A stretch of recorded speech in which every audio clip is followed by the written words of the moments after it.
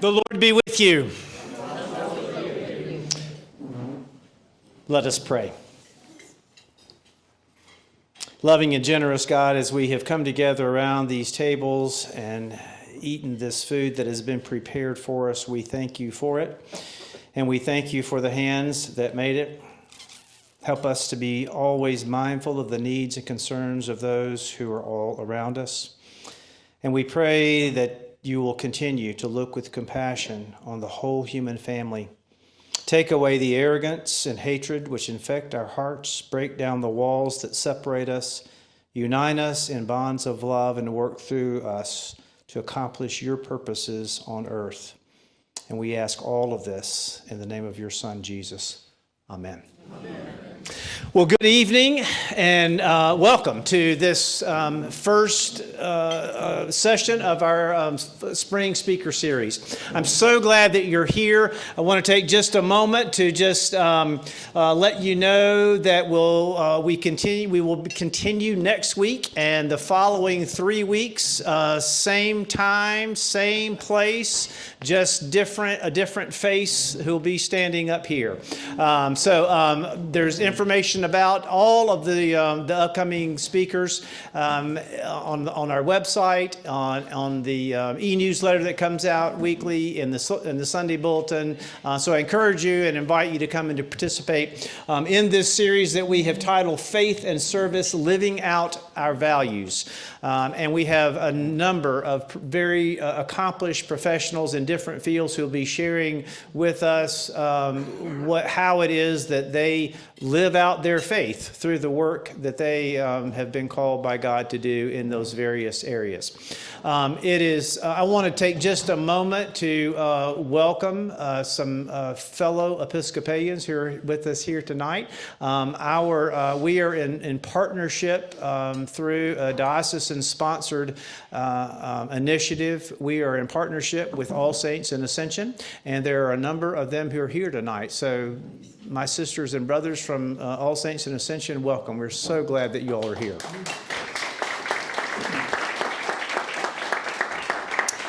I am going to call on Alan Ivey, who has known our speaker for a number of years, and he is going to introduce Michael McMillan to you.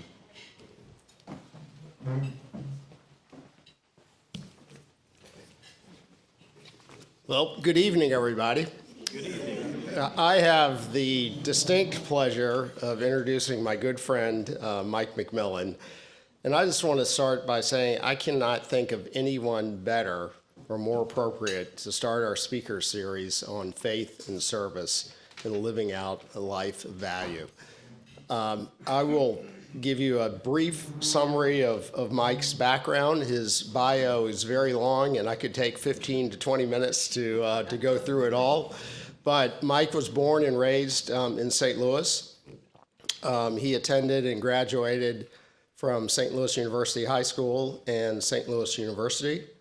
I think you will hear him say that the Jesuit tradition that was part of both of those educational experiences had a profound impact on his life. And he has dedicated his entire life to public service. I'm going to get these dates off, but as a young man, he was and still is, the youngest person ever to be elected as an alderperson for the city of St. Louis. Also, the youngest person to ever be elected as the collector of revenue for the city. And in 2013, he was appointed as the executive director, president, CEO of the Urban League of St. Louis. The Urban League of St. Louis is without a doubt the strongest nonprofit organization in the city that provides support to over 200,000 people annually with a variety of programs. Mike has done a fantastic job in growing that organization multifold since 2013.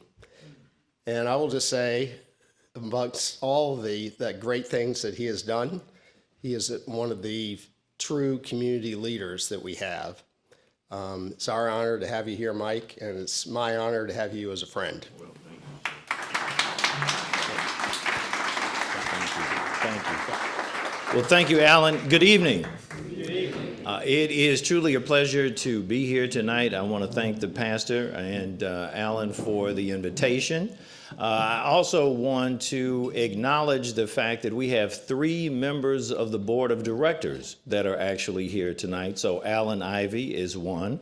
And then we have John Sant here as well, who came to us in the Grace Hill merger and has been very, very active in so many ways, along with his wife and his sister and his family and everyone that has been involved. I also want to acknowledge Val Patton, who is here, who is a member of the clergy, as you know. And they are 3 of the 80 members of the board of directors of the Urban League. So if you ever think that you have a lot of people to answer to, think about having 80 members of the board of directors. I also want to acknowledge just a couple of the staff that are here with me and ask them to stand. Lee Haynes.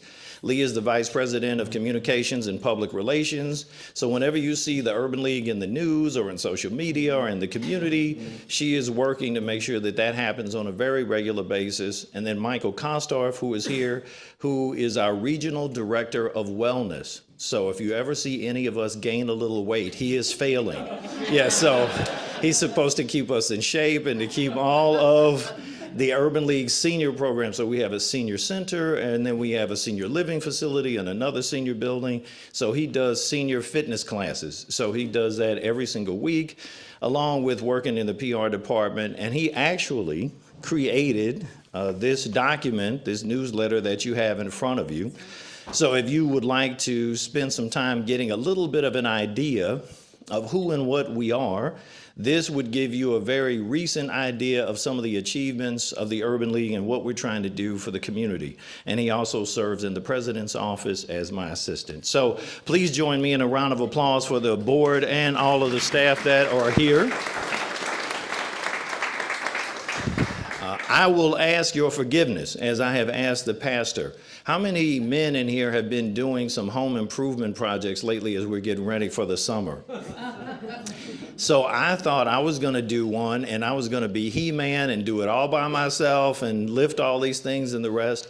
And one of them collapsed on my head. And so sadly, right now, I have some stitches and a big, ugly bandage on the top. So that is the reason why I am wearing a baseball hat in church for the first time in my entire life.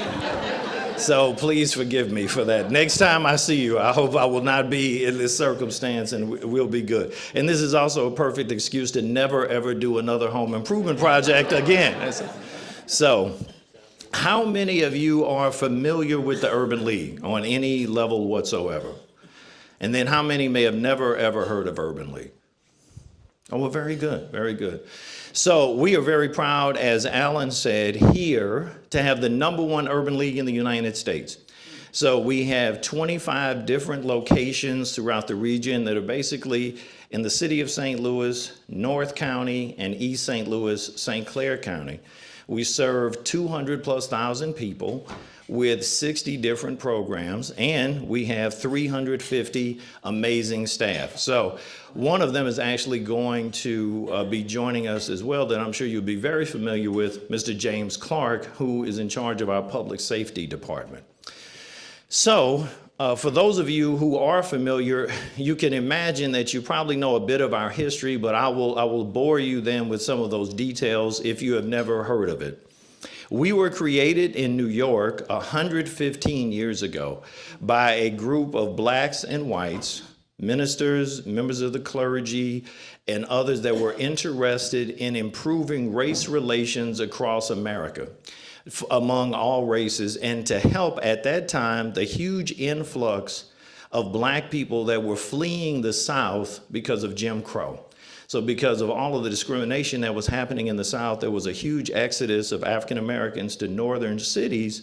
And the question then became, how would these cities deal with the huge influx of African Americans? So the Urban League was literally created for those two purposes, to assist African Americans, but any poor person in general that needed our help, and to improve race relations in the community. So We've been doing that here in St. Louis for 107 years. We're one of the oldest urban leagues, and as I said, luckily the largest and most successful. How many of you ever heard of the East St. Louis race riot? So most of you heard of that tragedy. So what happened in 1917 was there was a labor strike over in East St. Louis of some companies. And the owners of the companies decided that they would fire the workforce and that they would hire African American people who were not going to unionize to replace their white workforce at the time. And so the workforce in the community was so upset that sadly what happened was you had mobs of people that went and just were killing and attacking and burning down African American homes all throughout East St. Louis at that time, which was a majority white community then. So the federal government actually came into the community, the Department of War, to stop these activities, just to bring peace, et cetera. And they said, we will create an urban league to actually assist the people that have been displaced and lost their jobs and everything else. But sadly, the conditions were so bad in East St. Louis that they actually had to create us in St. Louis for the people that had fled over the river. So that's literally how we were born. We were born through this conflict, and we were created by the federal government. I wish that they would remember that as they are cutting our contracts right now every time that we turn around. But we are not the only people, as you know, that are going through a very significant upheaval these days when it comes to our interaction and work with the federal government. So when you think about who and what we are and what we do and who we partner with and how we try to assist, what we do really kind of falls into 4 categories. So let's say one of the members of the parish came in and said, Pastor, I lost my job. I need a way to take care of my kids, my family, my wife, and what can I do to get back on my feet?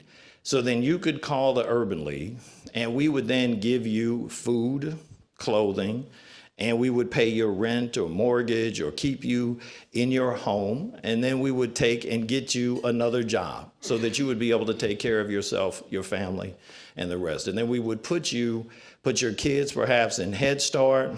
If you needed a scholarship to go back to college or something to that effect, we would then empower you in that way. So those are the 2 things: immediate help that we do for people, and then how do we empower you to become self-sufficient? The other things that we do are, quite frankly, public safety and economic and housing development we have begun to do really in the past 5 years. So if you look at how many people are native St. Louisans? How many people love living here? All right, that's good. All right, it's a pro St. Louis crowd. And then how many of you know that crime is a major issue for us, right? We know the perception of crime and the reality of crime have driven literally hundreds of thousands of people out of the city into the county. And then now the county's population is flat, and you see St. Charles and Jefferson County and other counties. So we just keep moving further and further away to get away from the perceived problems.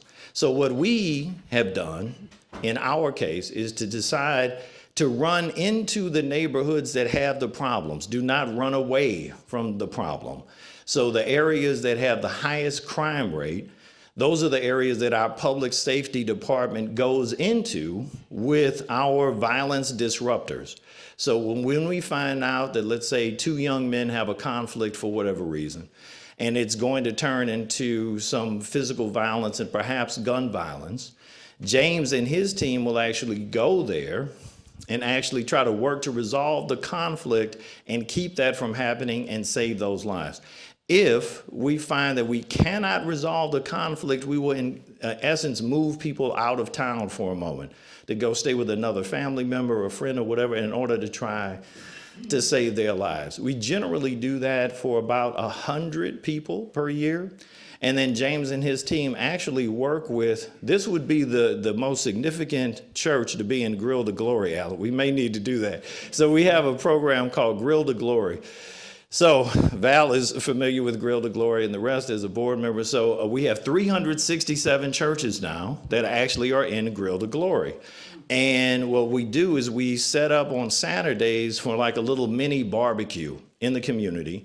And people come and they're able to interact with the church leadership and find out about service. And then we give away resources to the community in low to moderate income neighborhoods, quite frankly, that most of the time have a higher crime rate. But we use the church as a stabilizing neighborhood piece in the community so that people will feel comfortable. They will go back to church, especially post-COVID, because so many churches lost membership. So we're trying to return the church as a source of stabilization and a place where people come for information, resources, hope, and opportunity. And so that's something that we're working through our Division of Public Safety to do. And then the other thing that we have done is we have started to work with and do some housing development and some economic development, some rehab, and some new construction. How many of you all remember the old Sears building on North Kings Highway? So I see some of the younger faces and they're like, what is Sears? What is that? So Pastor, it's like going to Amazon inside a building. Yeah, so that's what it is. They had everything. And so about 5 years ago, we bought the old Sears at Martin Luther King and Kings Highway. It's 205,000 square feet.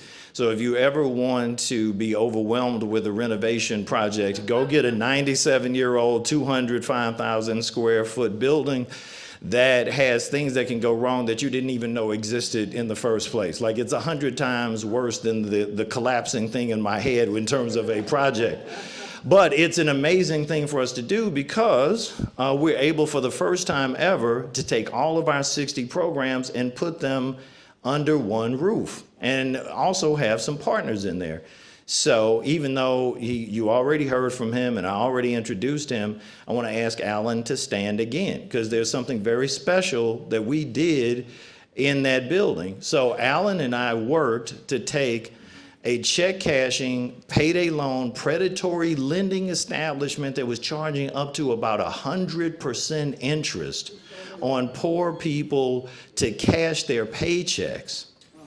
And we put a full service bank right there where the bank, Simmons Bank, through his leadership, through his work and our collaboration, spent almost $2 million to do that in the heart of North St. Louis.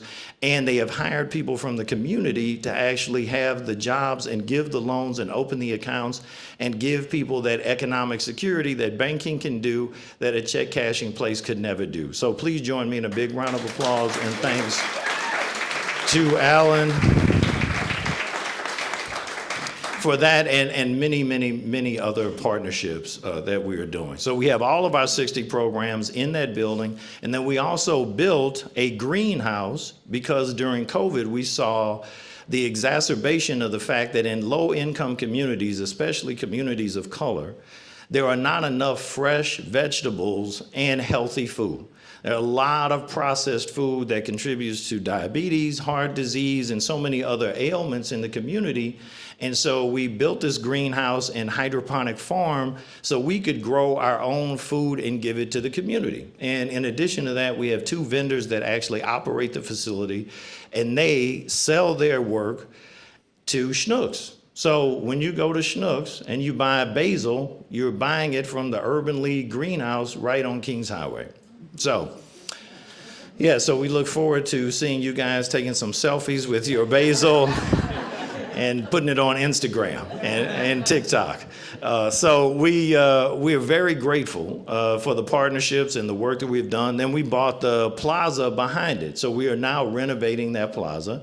And then we have rights to about 15 acres of vacant, abandoned, derelict land that used to have buildings and whatnot on there in that community to revitalize that in the form of what will hopefully eventually be a $60 million project where we've made it to about 35 million. So I have work to do. I'm going to keep it going. But when you're 107 years old, you're not going anywhere fast, right? So we will be around to get the job done. One of the other things that we've been very careful about in terms of being very intentional about is our work in Ferguson, right? So for those of us that are native St. Louisans, I'm sure that you would agree with me that Ferguson was the worst moment in our modern history in terms of how we looked to America and how we looked to the world. And so the question is, when somebody puts a mirror up to you and exposes all of these negative things, what do you do about it? You can't just look at it and then say, well, I wish it would get better. So at the Urban League, we said, well, we're going to do some things to concretely make sure that it does get better. So as you will recall, Michael Brown dies on Saturday. Sunday, the Quick Trip gas station is set aflame. Monday, the whole national media descends upon St. Louis, and every single day between then and the jury and the verdict in November, St. Louis and Ferguson are at the forefront of people's national attention for all of the wrong things.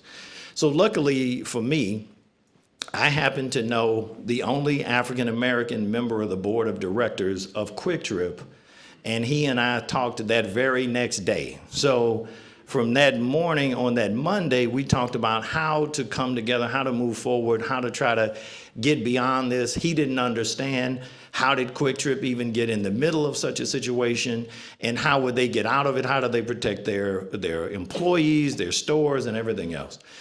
And so we worked over a several-month process, and then they actually decided to accept my request to donate the burned-out Quick Trip to us at the Urban League. They remediated and removed the tanks and the ground, demolished the old gas station, gave it to us, and then we did a capital campaign to build, at that time, the Urban League's first new facility, so that we would take this literal disaster of a place that had become the ground zero of a protest movement about what was wrong with St. Louis, and literally like a phoenix rising out of the ashes, turn it into something positive.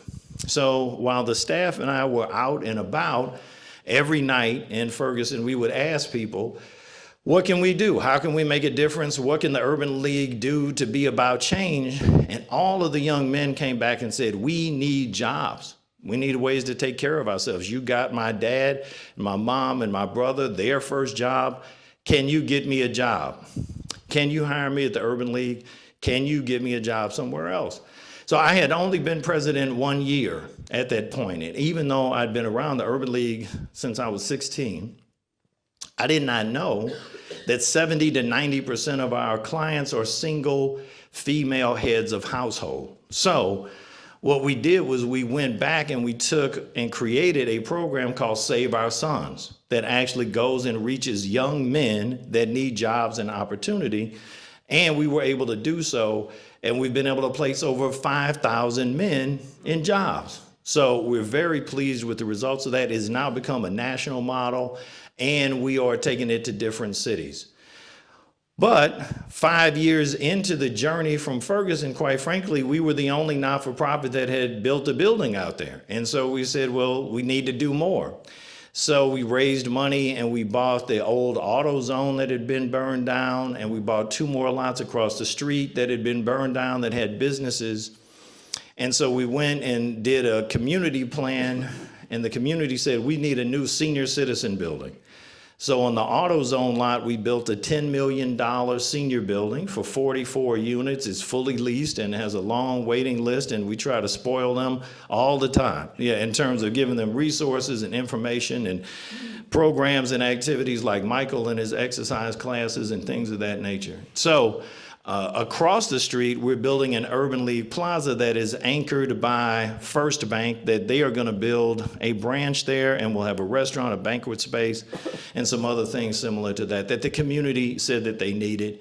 And then on the cover of the Urban Connection, you can see at the very top the crown jewel of our Ferguson presence, which is the Centene Connected Community Center, which was built by Centene as a call center, but they no longer need it as a call center because now during COVID, they sent all those employees home, and the employees want to stay at home. And so since they didn't need the building, they donated it to us, And we have turned it into our Head Start regional headquarters, a conference center, and then we have about 5 different programs and 5 different partners that are in the building as well. Because quite frankly, as a native St. Louisan, I did not want 5 years and 10 years and 20 years later, people to come back to Ferguson and say, well, what did you do when the whole world saw you at your worst? Did you just leave these buildings vacant, abandoned, derelict, and empty? Did you leave these lots that had businesses that were burned to the ground to be nothing? Or did you rebuild and do something positive and try to make a difference and rebuild the community? And so since not everyone was out there like I thought they would be, quite frankly, we then decided to build and do more. And we've had a lot of partnerships and a lot of friends that have given us the ability to do that. So we have a constant focus on trying to rebuild people and communities. So our logo and our sponsorships and our statements always say empowering communities and changing lives. And that's what we do at the Urban League. Now, on a personal basis, Pastor asked me to talk about, faith in action. So as he mentioned, and as Alan mentioned, I went to Catholic grade school, high school, and college. And so at Jesuit high school, any of you that ever went to like SLU or DeSmet, they used to tell us every single day in homeroom, you should be a man for others. You should live the St. Ignatian motto of being a man for others and living a life that Jesus would have wanted you to do. And to take your time, talent, and treasure and actually use it for the greater good of the community. Now, later on, I often thought that maybe I was the only one that was listening to that because everybody else is a billionaire and they live by Allen. Yes. Just joking, Alan. Yeah. But yeah, so that was really embedded in us every single day. And so I said, well, that's what I would like to do. So then when I went to St. Louis University, I was in the business school. I was getting a finance degree, and I took, under the late Dr. Barbara Woods, I took the Introduction to African American Studies. And in that class, she had us read 3 books right away. It was Up From Slavery, The Soul of Black Folks, and the National Urban League's State of Black America. And so when I did that, so Booker T. Washington and Du Bois had written these books, the first 2, 100 years ago. And then I read The State of Black America of today. So that would have been in the 90s. So as I looked at it and I read it, quite frankly, I was incredibly disgusted and so disappointed because the same problems and the same things that Du Bois and Booker T. Washington had been talking about 100 years ago were still the case when I read The State of Black America 100 years later. And so without telling my mother or my stepfather or anyone else, I literally went and changed my major and decided that I would dedicate my career to public service, giving back, helping humanity, and making a difference, that whatever I could do, I would try to move the needle forward as opposed to getting a finance degree and living next to Alan. And yeah. I'm never going to be invited back to Alan's house now. After that, I'm never going to be back. No more dinners at Alan's. It's only going to be dinner with you, John Sand. Yeah, so. Yeah, I saw that.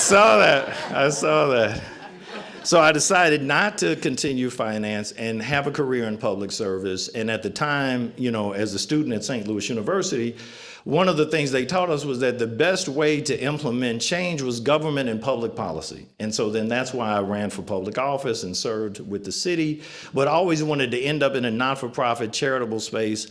And I've been involved with the Urban League literally since I joined on my 16th birthday. So my late uncle, Colonel Clifton Gates, was the chairman of the board of directors of the Urban League at the height of the civil rights movement when Dr. King was assassinated. And so when I was 10 years old, you start getting inquisitive, right? So I'm sure everyone in here is a parent, and at 10 years old, your child is just asking you so many questions and you're probably getting on your nerves. And so that was me. And I was asking all these questions because I went to grade school at St. Roch Grade School in the Central West End.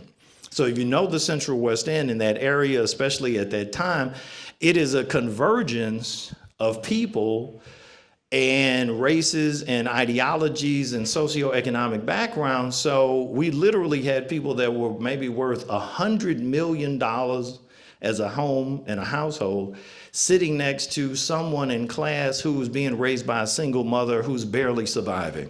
And so really St. Roch was this kind of little small ecosystem of the whole world.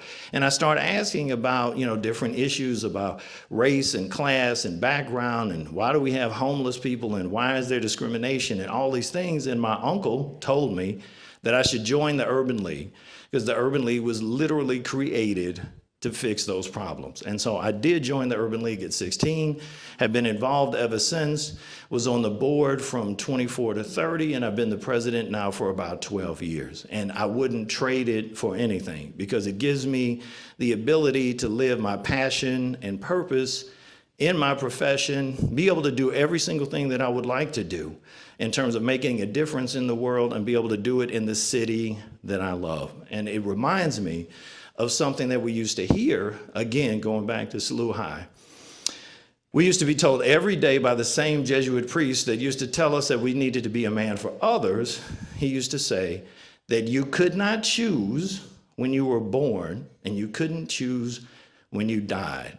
And that the only thing that represents you when you die is a dash on your tombstone. And the question is, what do you want that dash to mean? And he said, I want all of you to make your dash mean that you lived a life that Jesus would have been proud of, making a difference, helping humanity, and taking your God-given time on this earth, your talent and your treasure to make the world better for everyone. And that's what I've decided to do. And the Urban League is the perfect place to do it. And I welcome each and every one of you to join us in that mission in whatever way you see fit at any given time. Several of you have already supported the Urban League in many ways. And for those of you who are questioning, like Alan, if you're going to support it again, please don't leave. Yeah, so we need you. We need you. Because if you think, I saw a picture recently that struck a chord in me.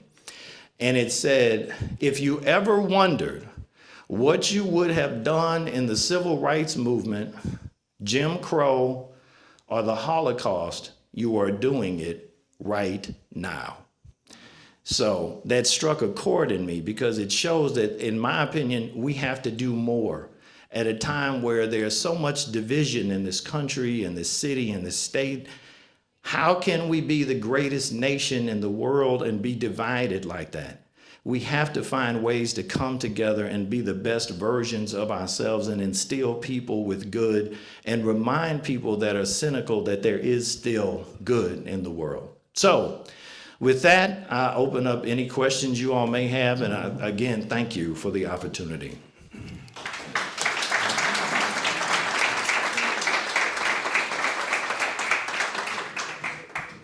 If you have a question, if you'll raise your hand, I'll bring the microphone around to you.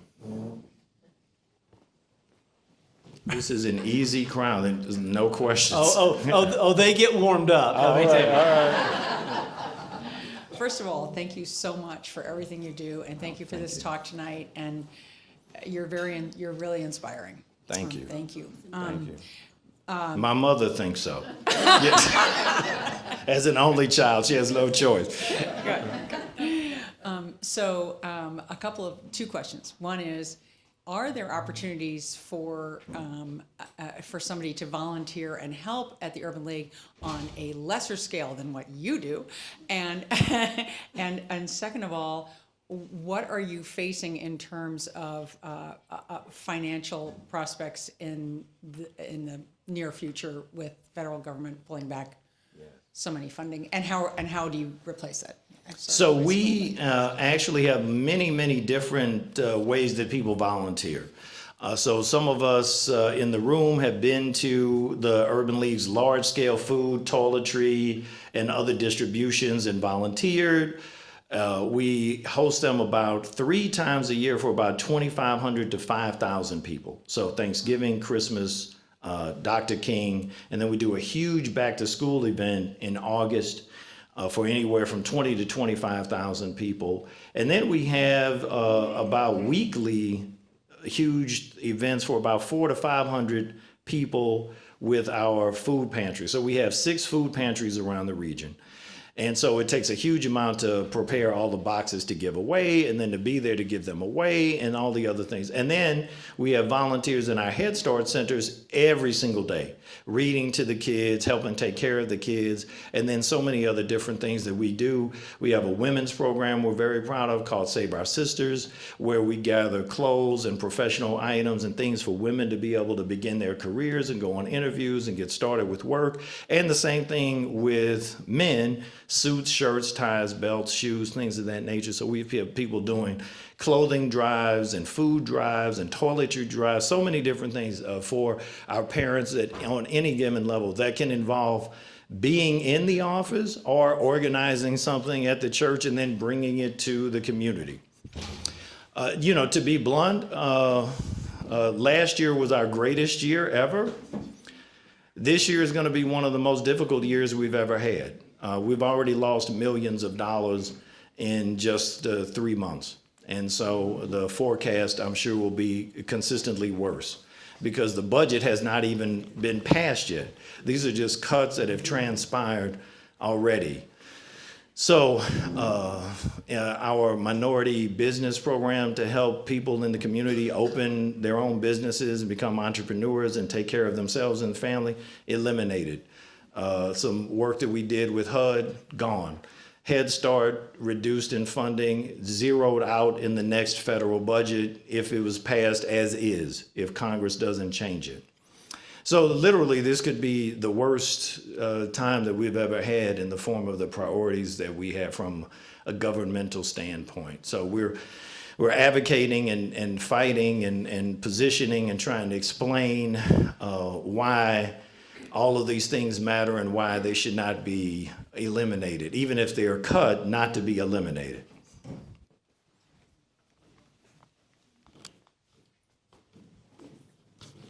What percentage is your budget from the federal government? It's about half. Yeah, it's about 50%. Because we have 7 federal contracts. Our biggest one is Head Start. So there are 3 Head Start vendors in St. Louis.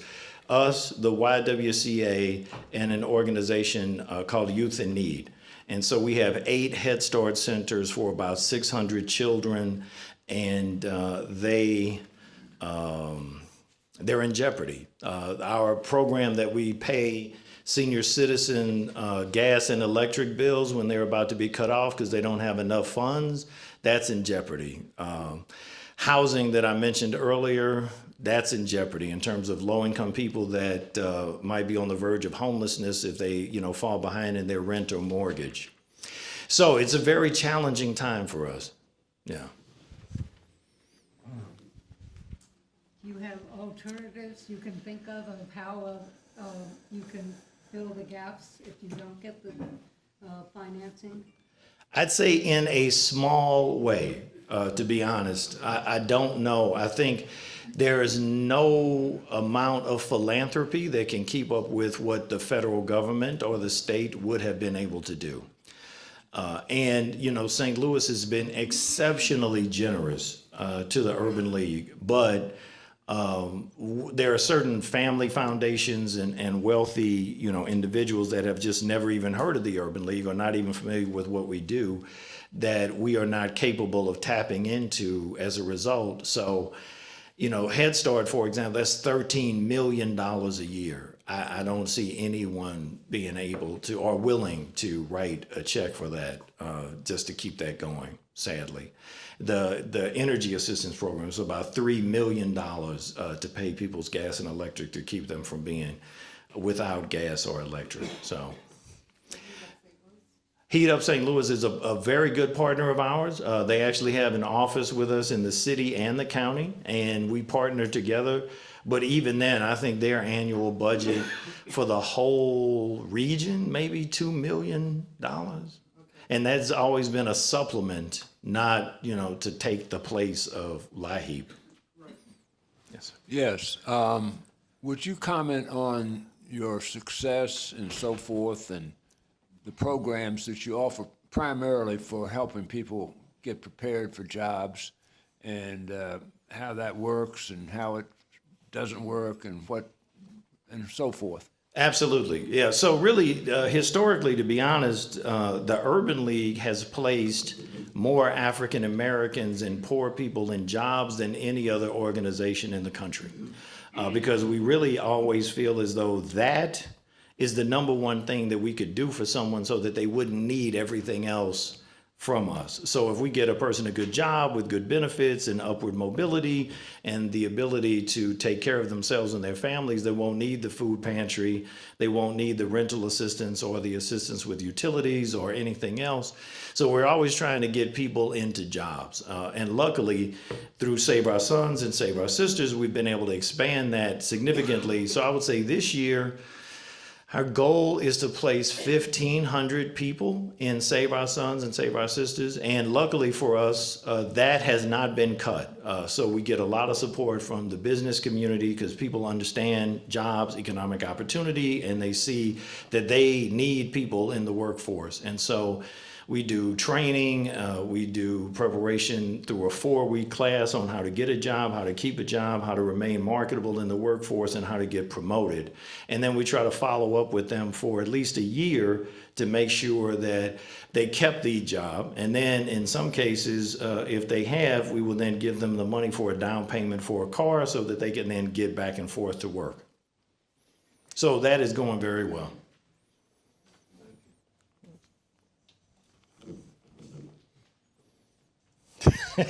It's revenge now. Alan Yeah, is that's getting it. the microphone. Payback's coming. Yeah, revenge. Yeah. You and I have collaborated on so many things, and I've spent so much time, working with you and observing you in action over the last decade plus. You've got truly a unique and exceptional ability to bring people from different backgrounds, classes, races together, all for the common good. How do you take what you are so good at doing and overlay it on the divisive society that we have that seems to be becoming more divisive on a daily basis? Alan, quite frankly, it's a very difficult proposition because it's funny when you think about political parties, right? Democrats and Republicans and the rest, and no party is ever going to have a monopoly on any office, right? Whether it's the White House or the U.S. Senate or the Congress and the rest.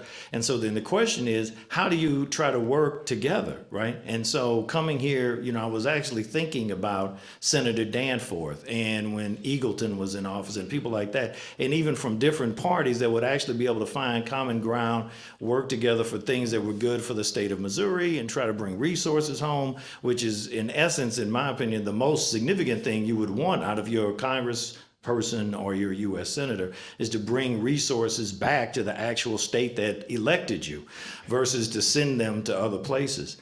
But, politics has sadly devolved into lots of popularity contests and 30-second Instagram and other things that people want to push in social media, and there's no reward anymore for trying to bring people together because generally what I've seen, and I'm sure you all see it as well, you almost get run out of your own party, right? If you try to go too much in bringing people from across the aisle over. And so what, bluntly, we have resigned ourselves to do is to do as much good for as many people in whatever ways that we can, regardless of who is in office, and to work with anyone that is interested in working with us, and to try to do that good regardless of all the outside noise and madness that may be going on everywhere else, because we can't control it. We can't stop it. And people are literally willing to spend billions of dollars entertaining that level of politics these days. And sadly, it's made its way to City Hall. It's in Jeff City. It's even, I mean, those of us that are natives, you remember when like county government was boring. You didn't even know who was you didn't even know who was on the county council. And now, you know, they're at each other's throats every week. So it's everywhere now, and it's sad. It's sad because I think that the reality is most people just want you to do a good job, right? They're not interested in all these things, and they want basic services done, and they want St. Louis to shine in some kind of way and get out of this kind of rut that people perceive us to be in so many ways. Mighty, hold on. Mighty, hold on just a second, please. Mighty does not need a recently- microphone. She Recently, Snooks had your change Yes. to get, I forgot. what roundup it's- at the register, Roundup, yes. And it was going to help the Urban League. I Yes. was wondering if there's some way that then the Urban League could get a little sign in Snooks and say, thank you so much. Snooks collected how many dollars, and just made that sort of a way for people to know what Urban League is if they round it up. Yes, you know, and and- Lee is typing as you speak. Yeah, because Schnooks does the roundup for about 4 organizations, but I think it would be good right after we do it to do a thank you, to let people know how much they gave collectively between what them it's and this done. and what it has impacted. little bit. Yeah, and they have a great PR team, so I think that we could definitely work with them to do that. Thank you. Thank you for that. In the meantime, I'd like James Clark to please stand. I told you all that he was coming from another event at the Urban League. James is our Vice President of Public Safety. James and I have been working together since I was in high school. And James had just gotten back from the Army. And so we have been in this struggle for a long time. So I applaud his work, and I'm sure many of you have seen him on television and in the newspaper doing what he does, as I said, running into the fire, not running away from it. Yes, sir. My first question is, are the cuts going to affect the Grill to Glory on Saturdays? No. Okay. Yeah, All right, no, that's thank good. goodness, yeah. All right, because Thank that you. is how I eat my lunch every Saturday. Okay. Thank you very much. And I would also like to ask James Clark if he could speak a little bit of what's going on with the safety measures he does. Because I did see him on the news one time, and I just love how you go directly to the people's porches, as you say. You know. Yeah. Yes, sir. Yeah. Well, thank you all for having us. James Clark, Vice President of Public Safety and Community Response, Urban League of Metropolitan St. Louis. I believe that public safety is the most important issue facing the St. Louis metropolitan area and really every other urban core.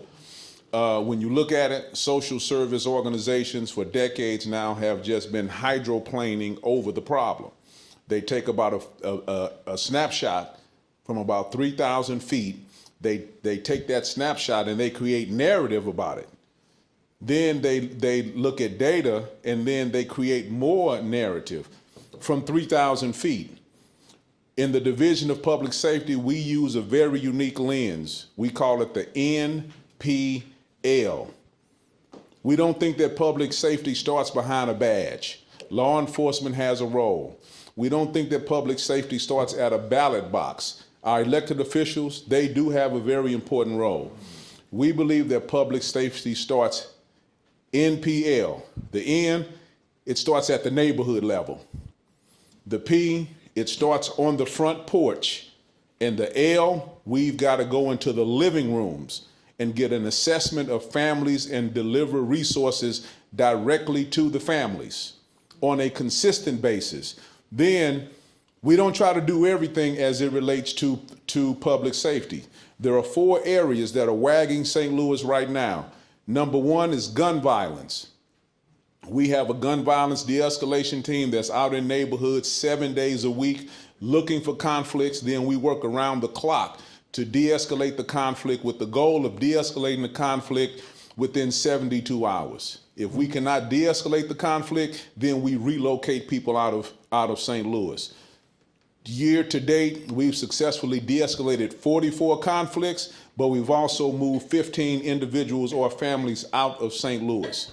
The second area is vehicular violence. This issue of speeding is off the charts. So we have the Slow Down campaign that's right in the neighborhoods working to encourage people to slow down.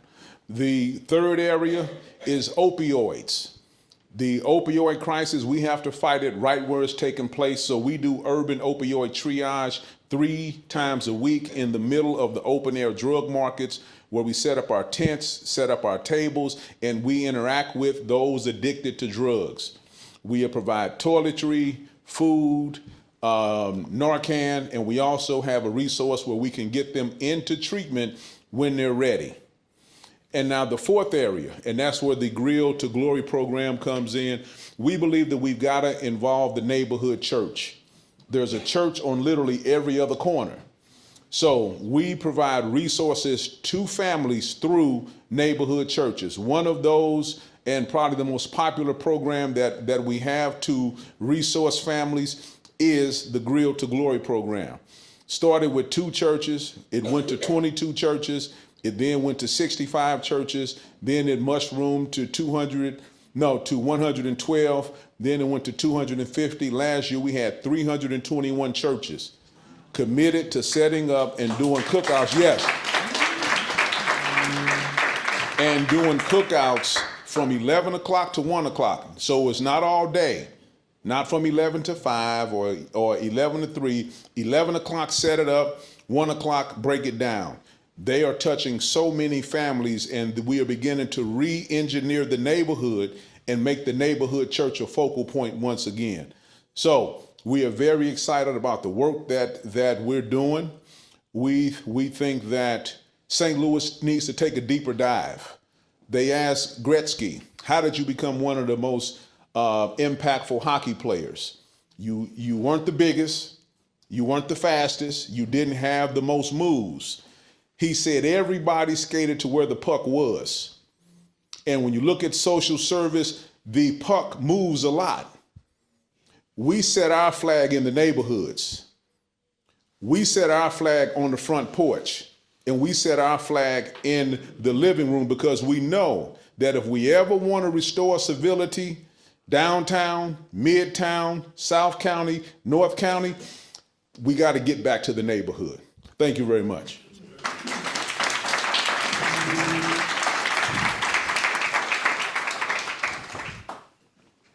My question is really directed to you.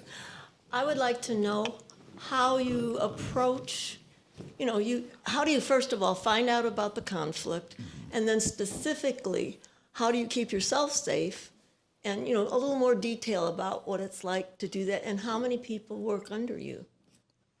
Right now, I have 4 individuals that are assigned to the gun violence de-escalation program. I would like to have 20. Because if we had 20, we can go on the radio, we can go on television, and we can get a lot done.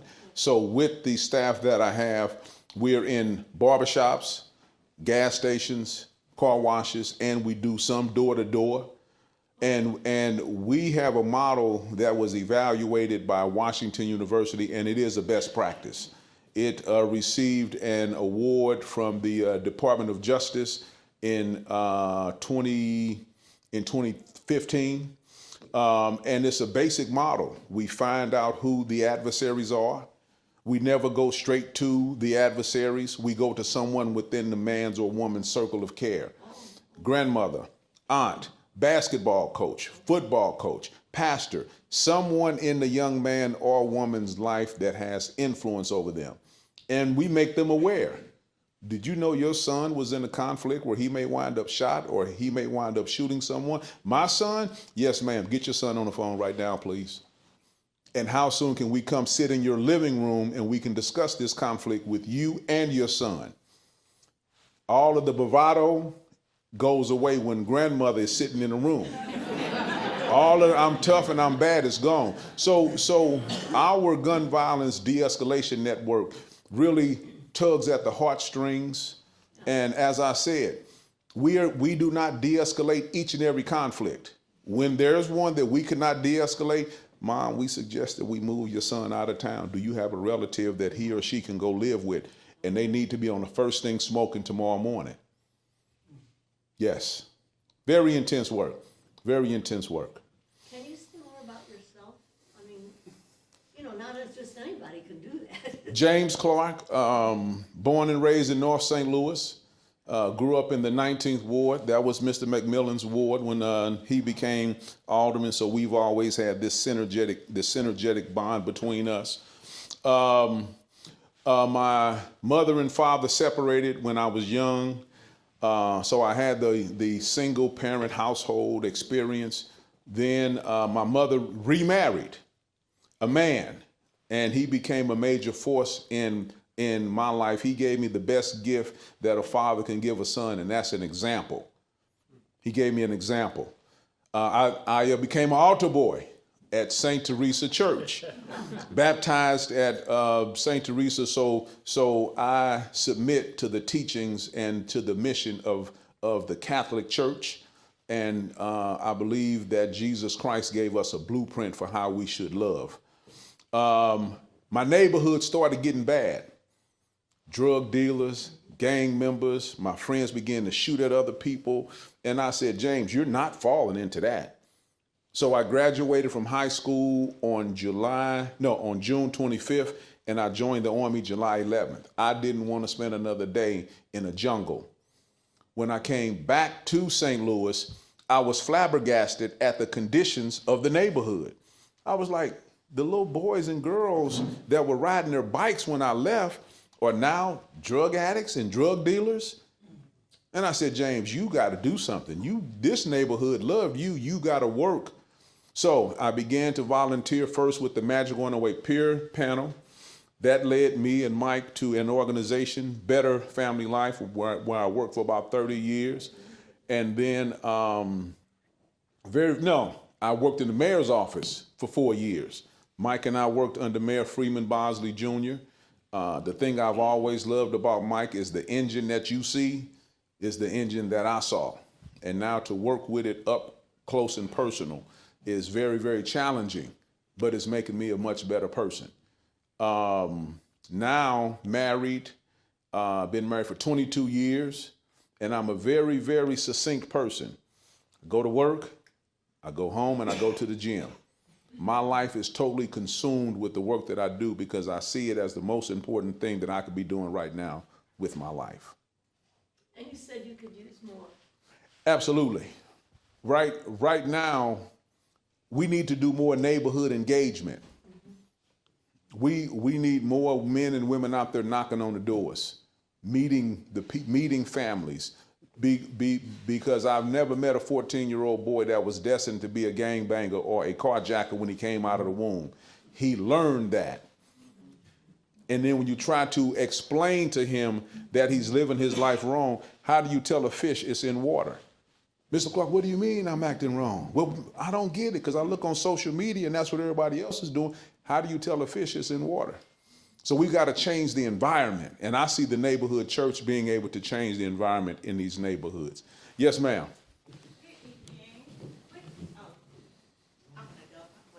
We record it. It goes on to the recording. Thank you so much for coming and listening to you all. How can young people get involved in this movement, if I might ask? They can do what Mike and I did. We just did it. And that's the most important part of it. Just find your niche, find something that you enjoy doing, and then start volunteering. And then you will find your space as you continue to do it. Is Yes. there a space for young people in the Urban League? Let me ask that. Absolutely.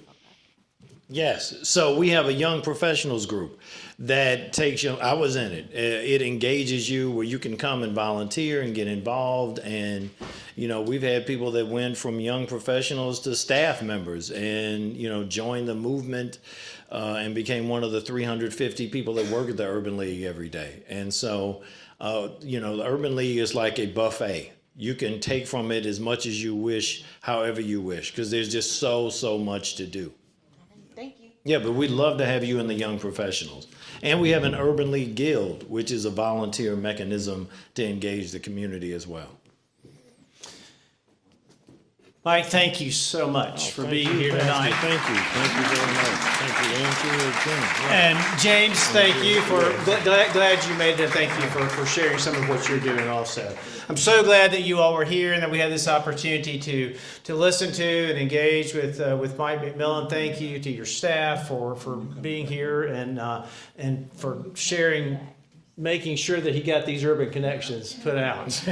Again, just want to hold up to you that we will continue doing this for the next 3 weeks. Our guest next week will be John Inazu, who is a professor of law and religion at WashU and a well-known author.